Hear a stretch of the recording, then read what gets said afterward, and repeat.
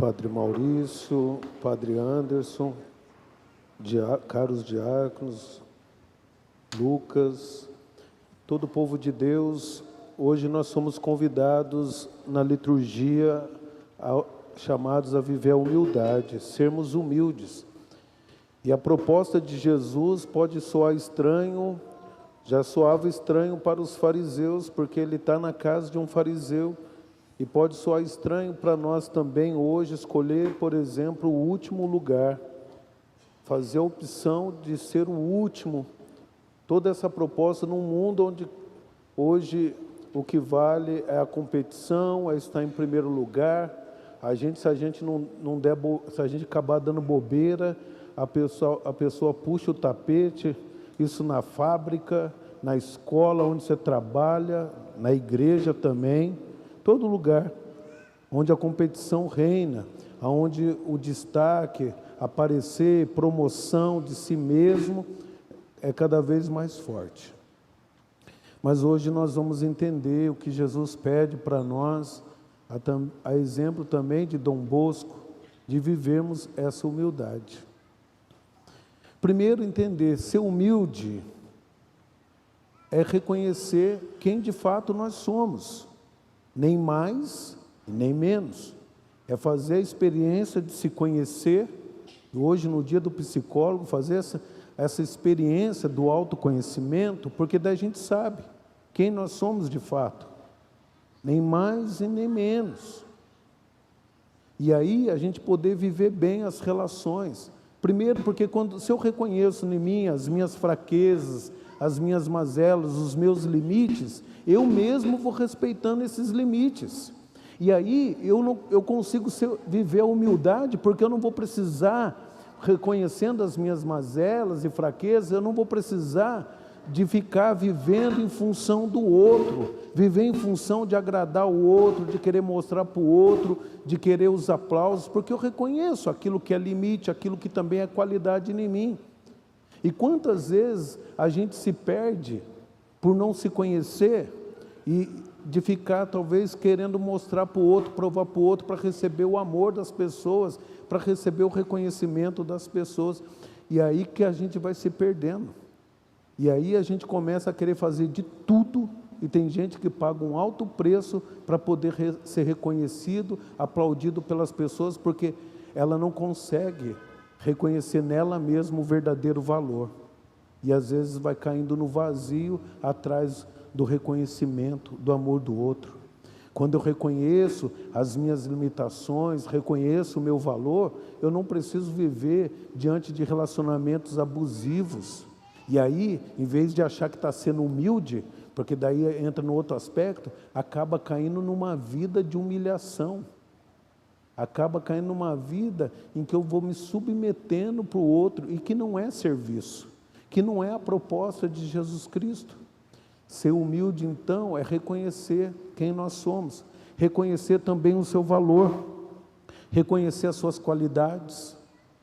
Então, eu reconheço, eu tenho essas qualidades, mas eu tenho esses talentos, eu tenho esses dons, mas isso não me faz superior às pessoas, isso não me faz com que eu me sinta maior que o outro e tenha que pisar no outro, que eu tenha que achar que eu sou melhor, ou que eu tenho que ficar dando carteirada e dizendo, você sabe com quem você está falando?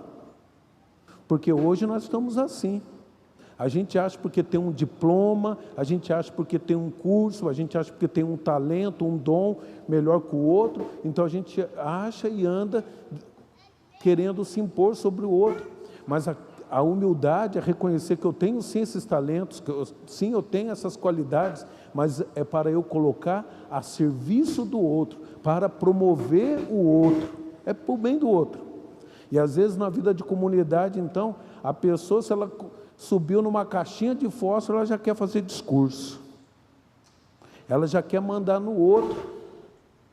Quantas vezes a gente não percebe, a gente está buscando muitas vezes de fato o primeiro lugar, mas quantas vezes a gente vai vendo nesse movimento de querer primeiro lugar, de querer achar que é melhor que o outro, na verdade esconde um vazio, esconde ali uma dificuldade de acolher a si mesmo.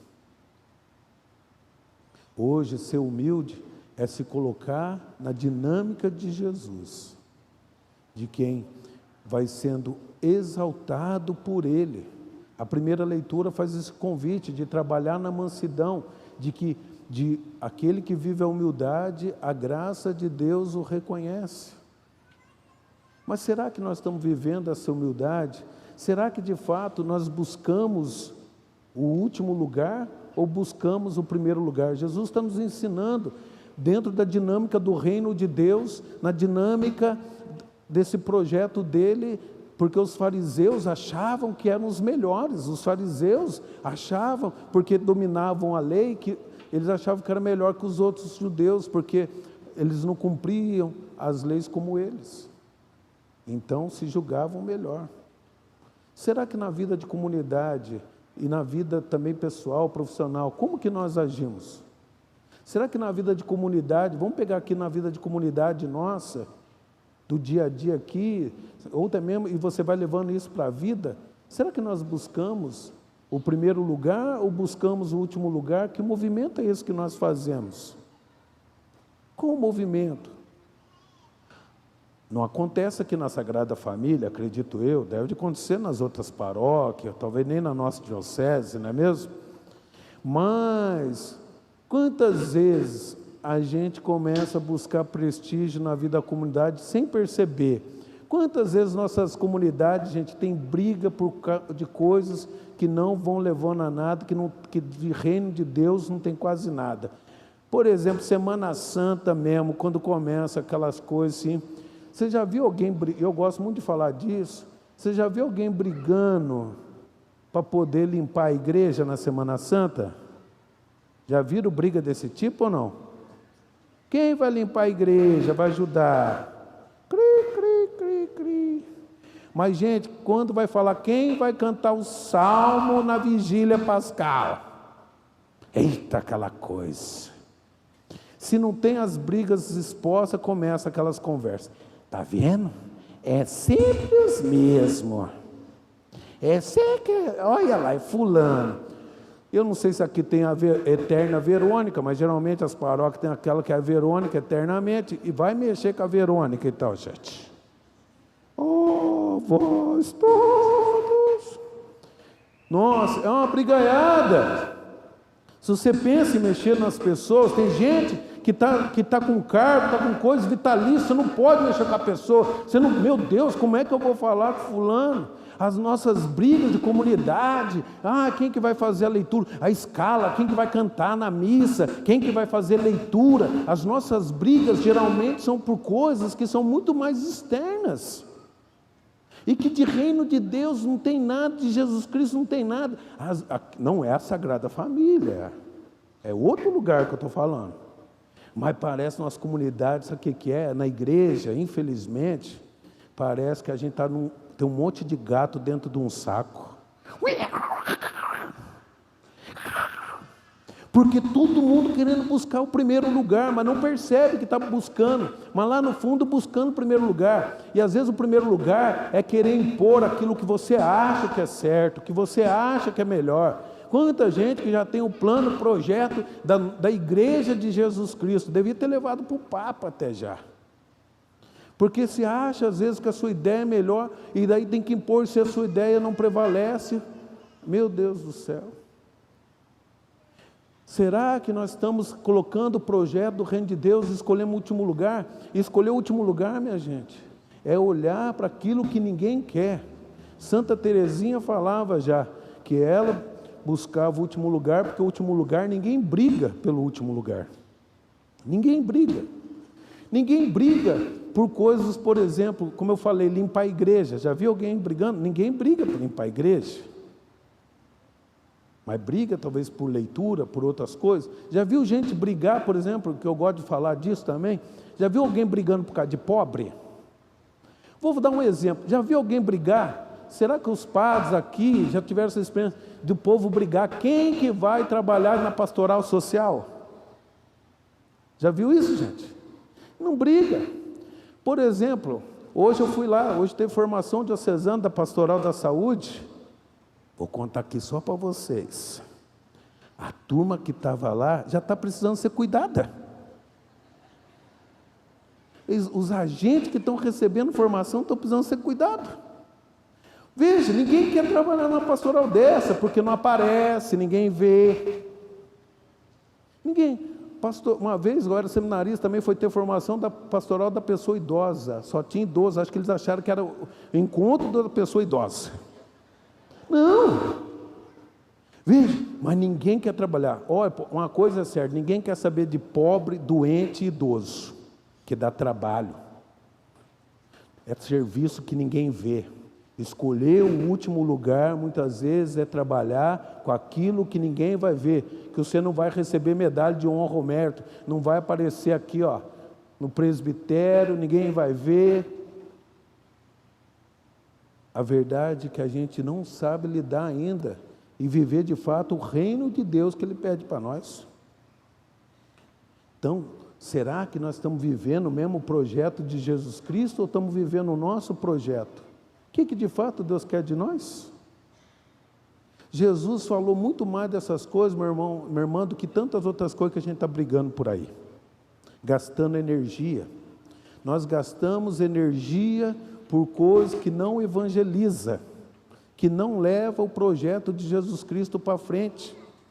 Nós não brigamos para ver quem vai evangelizar mais. Já viu o ministro da Eucaristia brigando, por exemplo, e aqui nada contra os ministros, mas só para dar exemplo para vocês, já colocando para a vida. Já viu o ministro da Eucaristia brigando para ver assim, eu vou ficar com mais doente? Tem briga? Se joga lá, está precisando visitar. Cri, cri, cri. Nas nossas famílias é assim, não é? O pai está doente, já está idoso, joga no grupo da família, no zap zap, lá que o pai e a mãe não estão no zap zap, naquele grupo, sabe? Quem é que vai ficar com o pai e com a mãe esse final de semana?